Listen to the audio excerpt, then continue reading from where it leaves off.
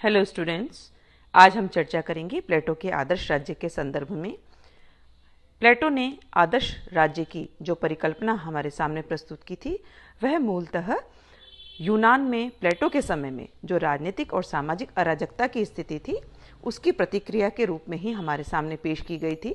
अपनी पुस्तक रिपब्लिक में प्लेटो ने आदर्श राज्य की परिकल्पना विस्तृत रूप से हमारे सामने रखी और आदर्श राज्य के स्वरूप का निर्धारण कैसा हो, इसका जो मूल जो स्वरूप है प्लेटो ने इस आधार पर बताया है कि राज्य का स्वरूप कैसा होना चाहिए। यानी प्लेटो यह कहता है कि आदर्श राज्य कैसा हो, केवल यही महत्वपूर्ण बिंदु है, उसकी व्यवहारिकता की बात प्लेटो ने कहीं नहीं की। और साथ ही साथ आदर्श राज्य की परिकल्पना में प्लेटो व्यवहारिकता के धरातल से परे हट करके वह केवल मात्र सैद्धांतिकता की बात करता है। और साथ ही साथ यहाँ पर तत्कालीन जो राजनीतिक व्यवस्था के गुण दोष थे, यानी प्लेटो के समय में जो राजनीतिक व्यवस्था की बुराइयां थी, कमियां थीं, उनकी अनुभव से उनके द्वारा ही प्लेटो ने अपने आदर्श राज्य की परिकल्पना को प्रस्तुत किया है।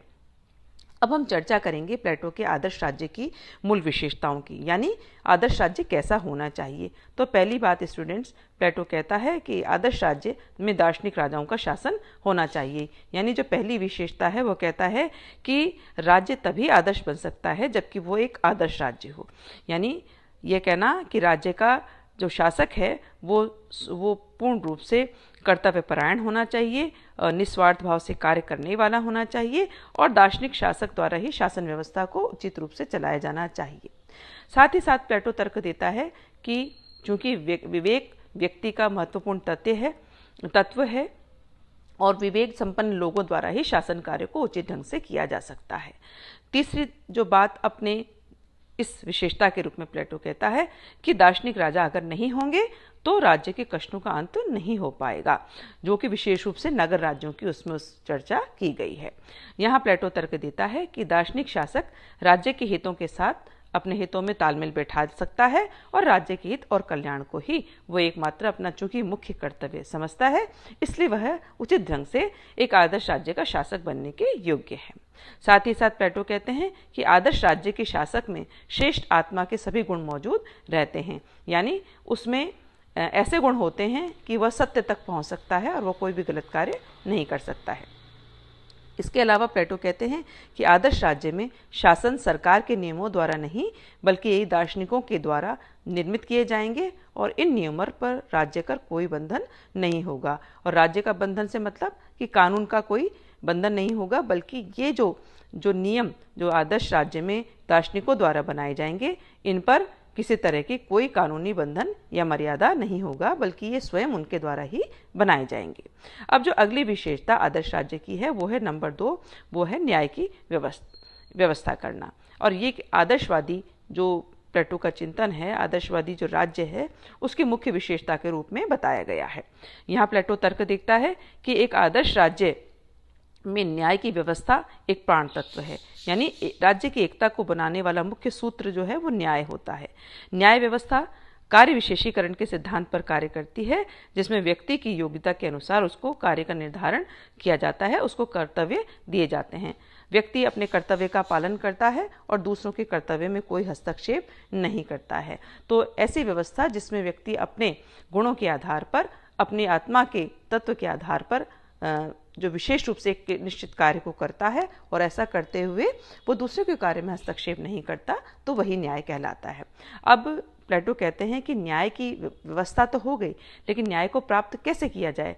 तो वह कहता है कि व्यक्ति वही कार्य करे जिसको करने के लिए सबसे ज़्यादा वो योग्य है और उपयुक्त है। अब तीसरी विशेषता आदर्श राज्य की है शिक्षा की व्यवस्था।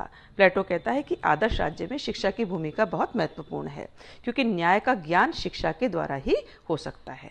साथ ही शिक्षा एक ऐसा साधन है जो व्यक्ति के शारीरिक, मानसिक और नैतिक विकास हेतु जरूरी है और साथ ही साथ यह शिक्षा व्यवस्था राज्य द्वारा नियंत्रित होनी चाहिए। यानी शिक्षा एक बहुत महत्वपूर्ण साधन है जो कि न्याय को स्थापित करती है। इसके अलावा जो चौथी विशेषता है जिसमें कहा गया है कि संपत्ति और परिवार के साम्यवाद की व्यवस्था होनी चाहिए। यानी अभिभावक और अभिभावक से तात्पर्य है सैनिक और शासक वर्ग के लिए संपत्ति नहीं होनी चाहिए, क्योंकि संपत्ति और जो परिवार है वे व्यक्ति को यानी आदर्श शासक को उसके कर्तव्य से विमुख कर सकती है। तो इसके लिए उसने चर्चा अवश्य की है और ये कहा है कि पूर्ण रूप से संपत्ति के और परिवार के साम्यवाद की पालना करते हुए ही आदर्श राज्य स्थापित होना चाहिए।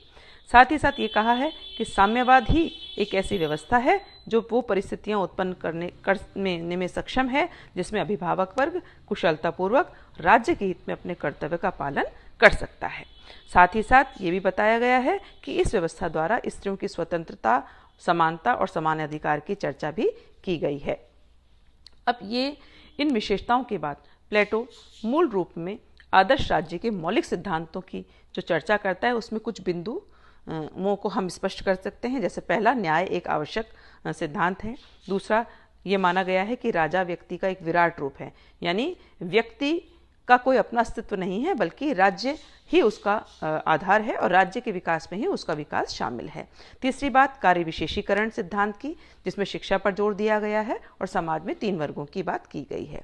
ये साथ ही साथ ये कहा गया है कि दार्शनिक राजाओं का शासन है और उसमें साम्यवादी व्यवस्था स्थापित होनी चाहिए।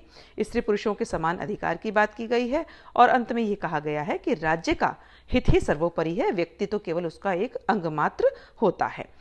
आलोचना के में जो विभिन्न बिंदु प्रस्तुत किए गए हैं उसमें कहा गया है कि यह जो आदर्श राज्य का जो वर्णन है ये कल्पना प्रधान है, अव्यवहारिक है, इसमें कहीं भी वास्तविकता से की बात नहीं है।